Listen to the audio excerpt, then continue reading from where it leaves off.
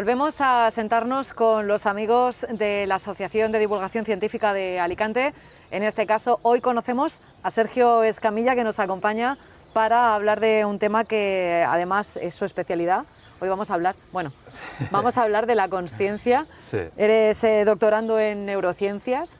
Sí. Y bueno, te damos la bienvenida al programa porque es la primera vez que charlamos contigo en esta sección, así que bienvenido. Sí, muchas gracias. Sí. Yo soy doctorando en neurociencias, pero estoy en el laboratorio de mecanismos moleculares afectados en la enfermedad de Alzheimer.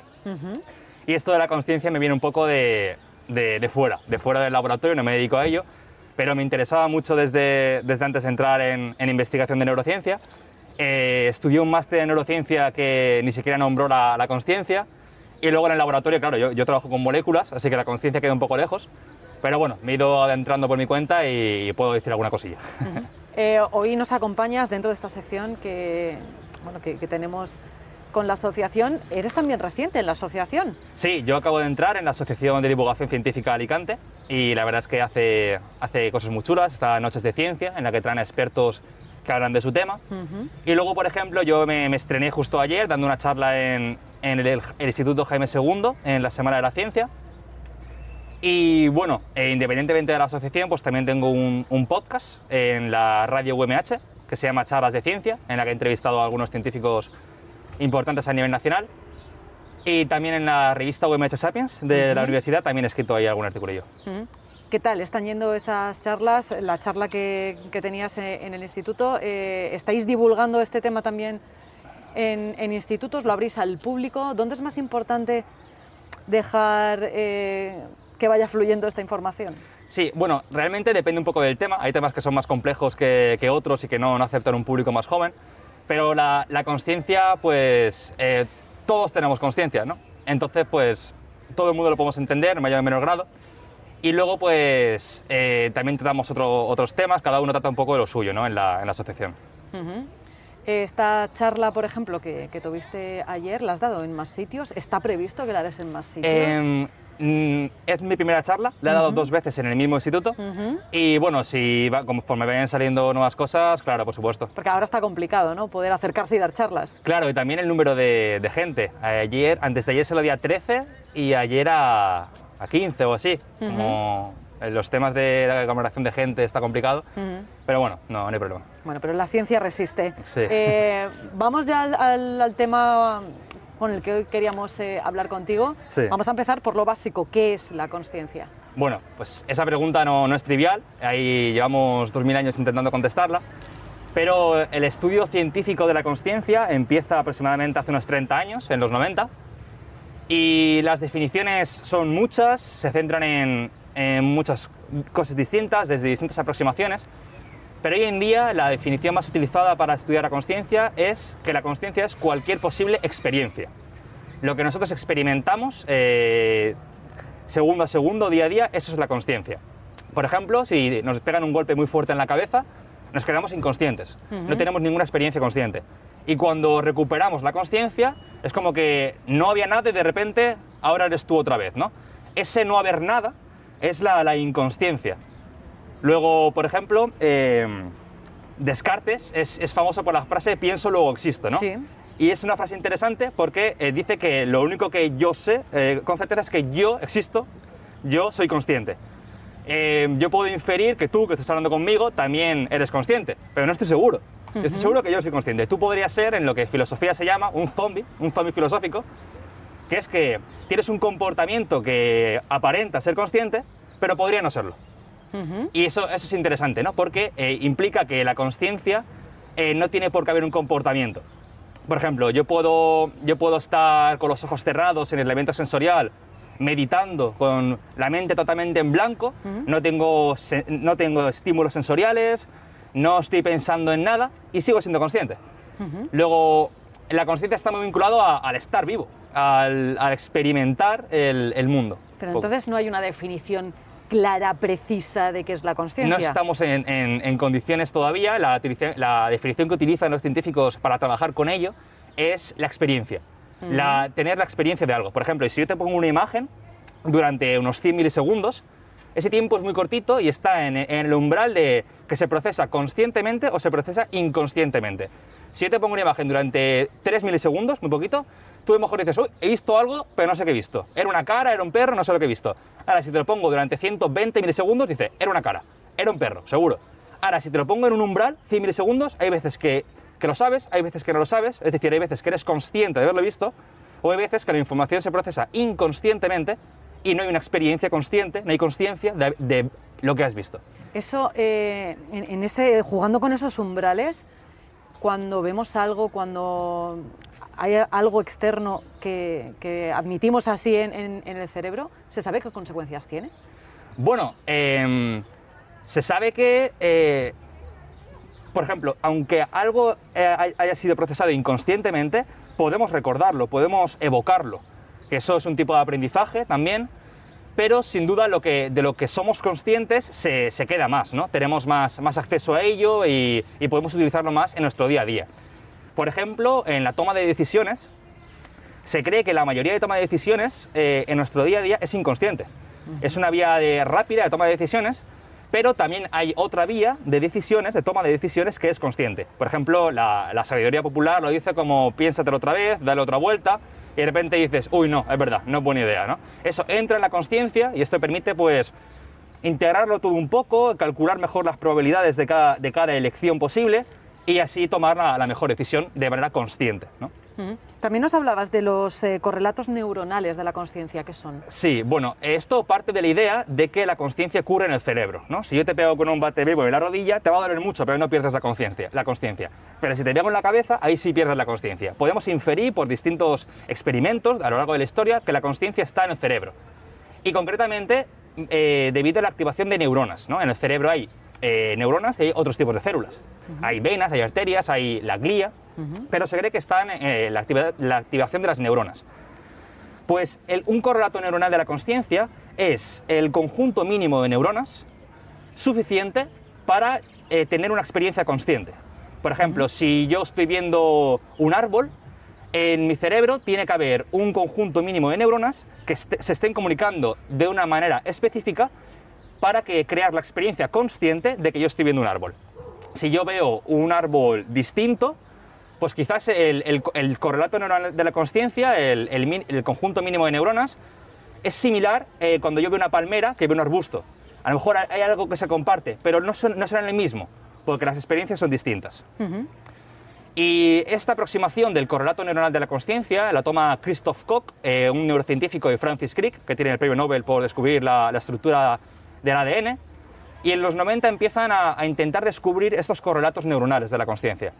Y empiezan con la visión. ¿Por qué? Porque la consciencia tiene muchas partes y es imposible de abordar desde un principio, ¿no? Entonces dijeron, bueno, vamos a empezar por una experiencia consciente, que es la visión. Además, en el cerebro la corteza de la visión era la mejor estudiada, entonces pues mejor empezar por ahí. Y empezaron a ver qué zonas del cerebro, qué neuronas, qué circuitos estaban involucrados con la experiencia consciente de la visión o simplemente con un procesamiento inconsciente. Por ejemplo, todos los sentidos tienen las cortezas primarias sensoriales, ¿vale? Los sentidos entran por los aparatos sensoriales y van al cerebro a las cortezas primarias. Y de ahí se empiezan a procesar en secundarias, terciarias, cuaternarias, etc. Más complejidad, cada vez más complejidad.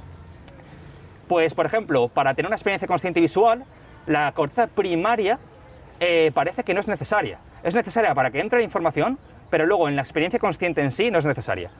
Por ejemplo, durante los sueños, los sueños son experiencias conscientes. Cuando nos vamos a dormir, en la fase profunda del sueño, ahí no tenemos sueños y somos inconscientes. Si te despiertan, no recuerdas nada. Pero en la fase REM, durante los sueños, si te despiertan, dices, sí, estaba volando en un unicornio, tienes una experiencia, lo que sea. Pues los sueños tienen mucha experiencia visual. Tenemos mucha visión durante los sueños. Pues no se activa la corteza primaria. Y si escuchamos, no se activa la corteza primaria auditiva. Luego, la experiencia no tiene por qué implicar cortezas primarias. Es un poco complicado. Claro, es muy complicado. La consciencia es algo tremendamente complicado, sí.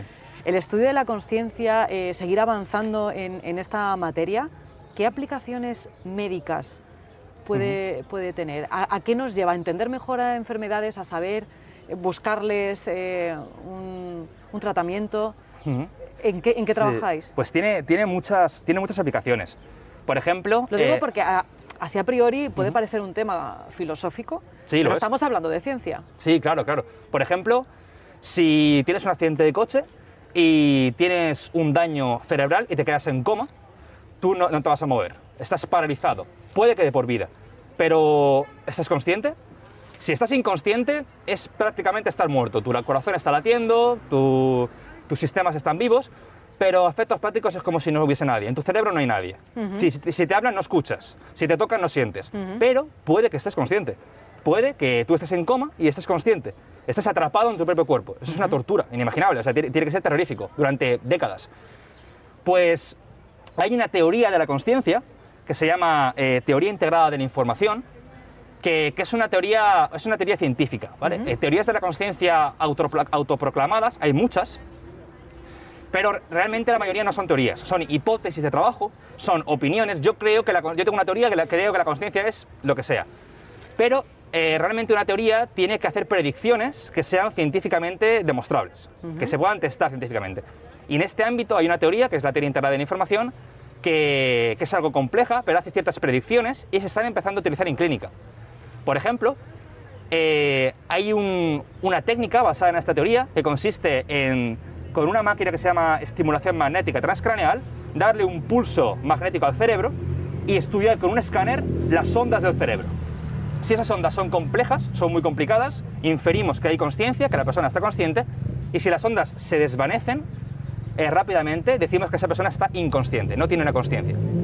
Pues esto se ha aplicado a algunas condiciones en las que sabemos el estado de la consciencia, durante el sueño no REM, durante el sueño REM, durante la vigilia, durante, por ejemplo, el lock-in syndrome, que es una enfermedad en la que estamos paralizados, pero la consciencia va perfectamente. Es decir, está corroborado con otras técnicas. Estas técnicas evalúan la consciencia mediante escáner cerebral, resonancia magnética funcional. Pero hay algunos casos, como estado vegetativo, como coma, en el que las técnicas que disponemos de antes no pueden decir si hay consciencia o no. Y esta técnica, que viene de una teoría de la consciencia, una teoría pura de la consciencia, no de actividad neuronal, sino una teoría de la consciencia, puede decir, y he dicho, que en algunos casos en los que se creía que la persona estaba inconsciente, estaba en coma, esta técnica dice que sí que está consciente. Luego, en ese aspecto tiene mucho que ver con los derechos de vida, con temas peliagudos, ¿no? Y luego otra parte es en las enfermedades, por ejemplo. En la esquizofrenia, por ejemplo, la experiencia consciente cambia. A lo mejor aparece una persona imaginada en la que te está diciendo cosas, es decir, alucinaciones visuales y auditivas. La experiencia consciente está modificada. Pues si estudiamos exactamente cuáles son los correlatos neuronales de la consciencia que están alterados, quizás se convierta en una diana terapéutica. Y para curar un poco eso, ¿no? Esto ya estoy hablando más en el futuro, ¿no? Ahora mismo estamos bastante tempranos en esta investigación. Otro ejemplo es el Alzheimer. Yo, que me dedico al Alzheimer, hay un daño neuronal masivo, generalizado por todo el cerebro, que genera que la experiencia consciente también cambie, ¿no? La consciencia en las personas con Alzheimer se ve muy deteriorada. Pues, de nuevo, saber exactamente qué circuitos neuronales están involucrados en la consciencia, cuáles no, o de qué manera, podría mejorar la sintomatología de los enfermos de Alzheimer. ¿En qué punto estáis a nivel investigacional, en investigación, en una enfermedad como es el Alzheimer, que ya todos notamos como cercanas? Sabes que hay enfermedades en las que, bueno, pues están ahí, hay que seguir investigando, pero no terminan de llegar a la sociedad. Sí. Pero el Alzheimer es una que sí está muy presente en la sociedad, que además tiene conmemoración en su día de visibilización. Y además la sociedad demanda también soluciones a la ciencia, ¿no? ¿En qué punto estáis de...? Claro. También está cada vez más presente porque la población está cada vez más envejecida, cada vez más esperanza de vida. Claro. Y la enfermedad de Alzheimer cada vez va a tener más y más y más es que eso casos. Ha provocado que todos tengamos a alguien cercano que la esperanza de vida hasta 84 años, pues claro, una consecuencia inevitable es el Alzheimer. Pues la investigación en Alzheimer es increíble y los resultados día a día, vamos, es que se cuenta por miles. Sin embargo, el Alzheimer, la pega que tiene es que se detecta pues 15 años después de que empieza la enfermedad, incluso 20 años. Entonces, cuando empiezan los síntomas, el cerebro está ya muy deteriorado. Las neuronas se han empezado a degradar hace mucho tiempo y lo que está ya yendo mal son circuitos neuronales ya masivos en los que ya el comportamiento empieza a verse afectado, etc. Entonces, ¿Podríamos decir que es una enfermedad silenciosa? Sí, claro, aparece muy, muy tardíamente. Entonces, lo que se está centrando ahora mucho es en biomarcadores para detectar, diagnosticar la enfermedad de una manera muy temprana. De esta manera, los fármacos que vayan saliendo, que puedan hacer algo. Porque si diagnosticamos el Alzheimer y la persona tiene el cerebro hecho una papilla, poco se puede hacer ya, las neuronas ya están muertas, ya no se puede curar. Entonces, los biomarcadores es algo muy importante y que se está sacando mucho. Diagnosticarlo antes es primordial. Y luego la otra parte es la ciencia básica. Vamos a descubrir cuáles son los mecanismos moleculares por los que se genera la enfermedad de Alzheimer y cuáles son los mecanismos moleculares que generan la muerte neuronal y las disfunciones en la actividad neuronal en la enfermedad de Alzheimer, porque son distintos. Un mecanismo molecular genera la molécula tóxica o las moléculas tóxicas y otros mecanismos generan la toxicidad. Yo, por ejemplo, mi línea de investigación es precisamente como una especie de cuello de botella, porque si tú dices qué está afectada en la enfermedad de Alzheimer, hacemos una lista y no paramos. Todo está afectado. A nivel molecular hay muchísimas cosas afectadas.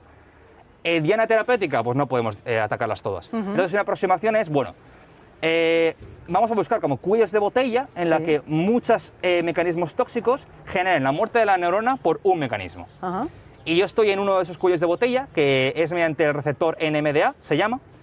Y bueno, ahí estamos un poco. ¿Qué hace que el receptor NMDA genere la muerte neuronal? Esto lleva investigándose tiempo, pero ahora estamos con cerebro humano. Y ahí estamos. Realmente la investigación de Alzheimer tiene que ser a distintos puntos, la prevención, cómo se genera, cómo se provoca la muerte neuronal, y con todo esto pues algún día curaremos el Alzheimer o lo mitigaremos. Bueno, es un tema interesante que además vamos tratando todos los años. Hoy has venido por parte de la Asociación de Divulgación Científica de Alicante. Comentábamos al principio que llevas poquito. ¿Cómo ha sido caer dentro de la asociación? Que nos parece muy bien, ¿eh? Sí, sí.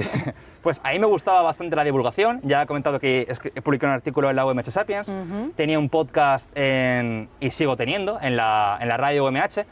Y de repente encontré Noches de Ciencia, que lo lleva la Asociación de Divulgación, lo coordina Cristina Palacios, en el que llevan a científicos a dar charlas en bares con una cerveza, escuchando ciencia en vez de ir al cine. Y esa idea me gustó mucho. Y le pregunté el número por LinkedIn, hablé con ella y me dijo, claro, te puedes venir a la asociación, ningún problema. Y ya he entrado, ya estoy dentro, y ya por las cosas que vayan saliendo, pues me apuntaré a ellas, como esto, o la charla que di ayer, por ejemplo, en un instituto. ¿Por qué a veces nos cuesta, o por qué a veces cuesta que llegue la divulgación científica, cuando detrás hay tanto bien y hay tanto beneficio para todos? Sí, pues la verdad es que no lo sé, pero yo diría que es una falta de interés un poco, porque contenido hay y muchísimo. O sea, si tú te quieres informar sobre divulgación científica, puedes hacerlo de muchas maneras distintas, el estilo que más te guste, sobre lo que quieras, porque en España durante muchos años ha carecido de personas, de infraestructura que haga divulgación científica, pero hoy en día no.